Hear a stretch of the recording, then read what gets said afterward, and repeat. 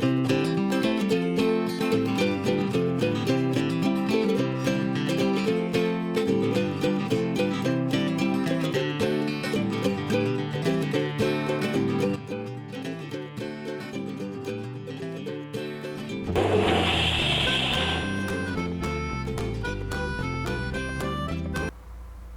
everyone, thank you for joining in today's video. আজকের ভিডিওতে আমি 10টা ইজি কিচেন টিপস তোমাদের সাথে শেয়ার করব যেগুলো কিচেনে কাজ করাকে বানাবে just like a bridge. First tip হলো কিচেনে যে সমস্ত আমরা হ্যান্ড টাওয়েল ইউজ করি সেগুলো ইউজ করতে করতে হলুদের দাগ লেগে যায় ওভার দ্য টাইম।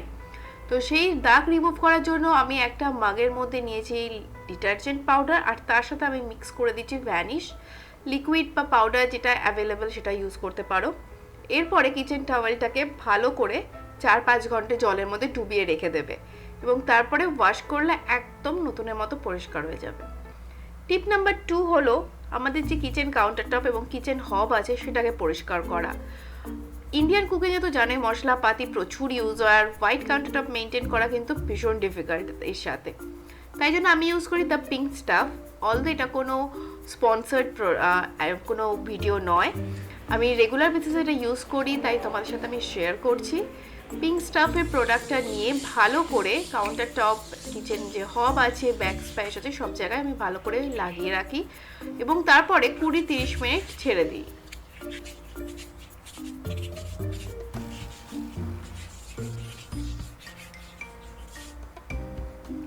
এরপরে একটা ভেজা কাপড় দিয়ে সমস্ত জায়গাটা ভালো করে পরিষ্কার করে নিলে দেখতে পাবে একদম পরিষ্কার হয়ে গেছে, হলুদের দাগ চলে গেছে আর কুকিং হব যেটা সেটা কিন্তু একদম নতুনের মতন হয়ে গেছে। সো পিঙ্ক স্টাফ কিন্তু ভীষণ একটা ভালো প্রোডাক্ট কিচেন ক্লিনার হিসাবে।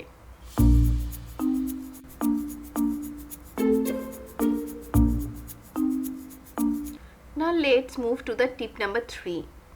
এটা বেসিক্যালি জিঞ্জার গার্লিককে স্টোর করার জন্য। জিঞ্জার গার্লিক যদি স্টোর হয়ে থাকে পেস্ট হয়ে ফ্রিজের মধ্যে তাহলে কিন্তু রান্নার কাজ অনেকটা এগিয়ে যায় এবং রান্না করাটাও কিন্তু খুব সহজ হয়। তো রসুনের জন্য আমি ইউজ করি ভেজিটেবল চপার এবং তার মধ্যে তেল দিয়ে যে কোনো ভেজিটেবল অয়েল হোক বা অন্য কোনো তেলও ইউজ করতে পারো, সেটা দিয়ে ভালো করে এটাকে একদম আমি চপ করে নিই, একদম পেস্টের মতন হয়ে যায়। খুব ইজি যেহেতু রসুনকে চপ করা।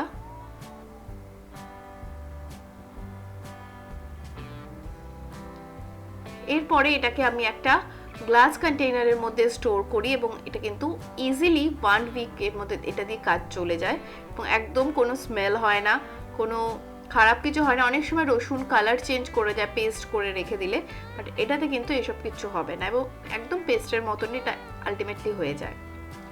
Now we are coming to আদা। আদাকে আমি মিক্সার গ্রাইন্ডারে পেস্ট করি, এটাকে আলাদা করে চপ করতে লাগে না কারণ আদা যেহেতু বেসিক্যালি একটু শক্ত হয়। তো এর মধ্যে আমি অ্যাড করব তেল আর তার সাথে অ্যাড করে দেব হচ্ছে নুন অল্প একটু।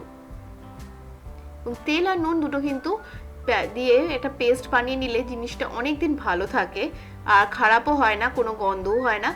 ইজিলি 1 উইক তো আরামসে ইউজ করা যায়। আর জিঞ্জার গার্লিক পেস্ট যদি বাড়িতে রেডি থাকে রান্না করাও একদম ইজি হয়ে যায়।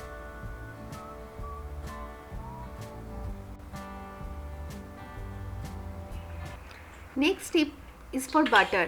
আমরা যে বাটারের ব্লকগুলো নিয়েছি সেগুলোকে অনেক সময় হয় যে বের করে পুরোটা একসাথে ডিফ্রস্ট করাটা কিন্তু ডিফিকাল্ট হয়ে যায়। সেই জন্য আমি একটা ট্রিক ইউজ করি যেটা আজকে তোমার সাথে আমি শেয়ার করব। তো সবার প্রথমে আমি বাটার বক্সের নিচে একটা বাটার পেপার লাগিয়ে নিই যাতে বাটার বক্সটা কিন্তু অনেক ভালো থাকে এবং যে বাটার লেগে গিয়ে বারবার একটা অয়েলি ব্যাপার হয় সেটা হয় না। এরপরে একটা নাইফ দিয়ে আমি বাটারগুলোকে ছোট ছোট কিউবে কেটে নিই আর তারপরে এটাকে আমি ইজিলি ফ্রিজের মধ্যে স্টোর করি। যখন আমার দরকার হয় সেরকম 1-2 কিউব ফ্রিজ থেকে বের করে নিয়ে রান্নার মধ্যে ব্যবহার করা যায় এবং যেহেতু ছোট পিস হয় এগুলো কিন্তু গলে যায়ও তাড়াতাড়ি। আর যখন বাটারটা নরম করে ব্রেডের জন্য ইউজ বা করা দরকার হয় তখন কিন্তু ছোট ছোট পিসগুলো ব্যবহার করলে তাড়াতাড়ি বাটারটা নরমও হয়ে যায়।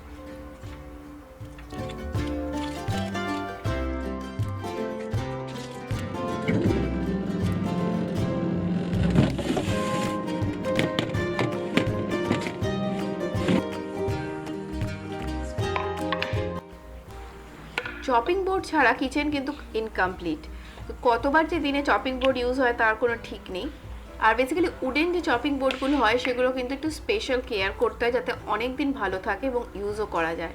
সেই জন্য একটা চপিং বোর্ডের স্পা তোমাদের সাথে আমি শেয়ার করছি। বোর্ডগুলোর উপরে আমি একটুখানি নুন অ্যাড করে দিলাম। এরপরে একটা লেবুর টুকরোকে নিয়ে ভালো করে ঘষে দুটো দিকেই একদম ভালো করে ঘষে নেব। এতে নুন আর লেবু ইউজ করলে একদম যে ডিসইনফেক্টেন্ট হয়ে যায় ব্যাপারটা পুরো, আর একদম ক্লিনও হয়ে যায়। যদি কিছু দাগ বা কিছু লেগে থাকে সেটাও কিন্তু একদম চলে যাবে।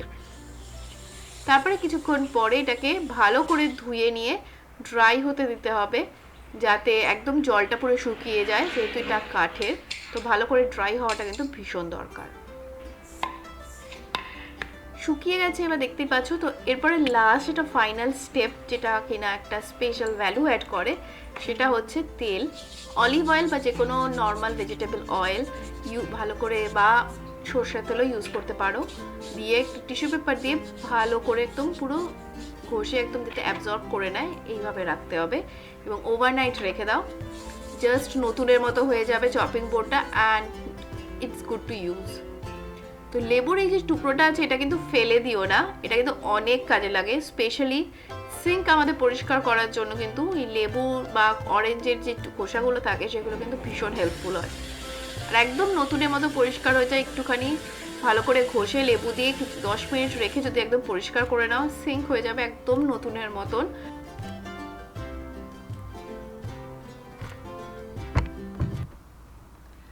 নেক্সট টিপ হলো সমস্ত স্টিলের যে ইলেকট্রনিক অ্যাপ্লায়েন্সেসগুলো থাকে, বেসিক্যালি ফ্রিজ বা মাইক্রো ওভেন, সেগুলো যেসব হ্যান্ডেলগুলো থাকে বারবার হাত দিতে দিতে একটা হাতের ছাপ পড়ে যায় এবং এটা দেখতেও ভালো লাগে না। সেই জন্য আমি একটা মাইক্রোফাইবার ক্লথের মধ্যে অলিভ অয়েল নিয়ে নিয়েছি এবং এটা নিয়ে ভালো করে আমি অ্যাপ্লায়েন্সেসগুলোর গায়ে লাগিয়ে দেবো, যাতে এটা বারবার ইউজ করলেও এটা কিন্তু হাতের ছাপটা পড়বে না এবং দেখতে একদম নতুনের মতো থাকবে অনেক দিন।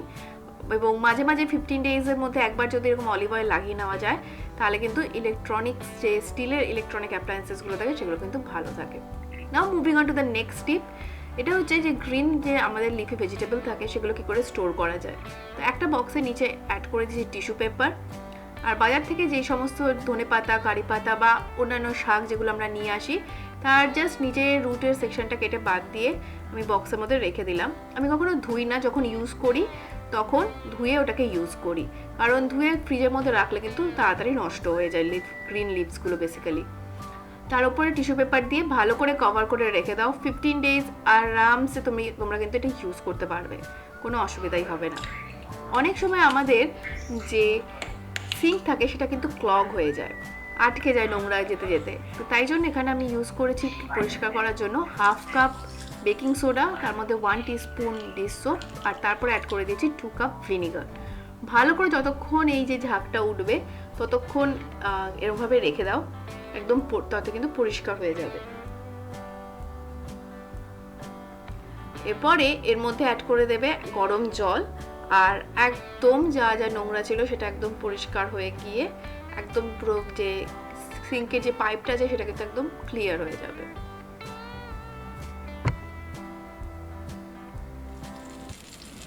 বেগুন ভাজা খেতে তো আমাদের সবার ভীষণ ভালো লাগে, কিন্তু আমরা সবাই জানি যে বেগুন ভাজাতে কিন্তু ভীষণ তেল সোক করে, আর সেই জন্য অনেক সময় আমরা চেষ্টা করি বেগুন ভাজা না খাবার। তো হিয়ার ইজ মাই টিপ। আমি এখানে অ্যাড করি হচ্ছে একটু চালের গুঁড়ো। যে কোনো ভাজাতে যদি চালের গুঁড়ো অ্যাড করা যায় কিন্তু জলটা কম সোক করবে, তেলটা কম সোক করবে বেসিক্যালি, আর সাথে সাথে যে ভাজাটা হচ্ছে সেটাও কিন্তু একদম কুরকুরে হবে, মুচমুচে হবে, খেতেও ভীষণ ভালো লাগবে। তো ডেফিনেটলি নেক্সট বার যখন বেগুন ভাজবে ডু অ্যাড চালের গুঁড়ো। আর যদি ভিডিওটা এখন অবধি দেখে থাকো তাহলে অবশ্যই লাইক করো আর সাবস্ক্রাইব করতে ভুলো না আমার চ্যানেলকে। নতুন ভিডিও নিয়ে দেখা হবে। Until then, by.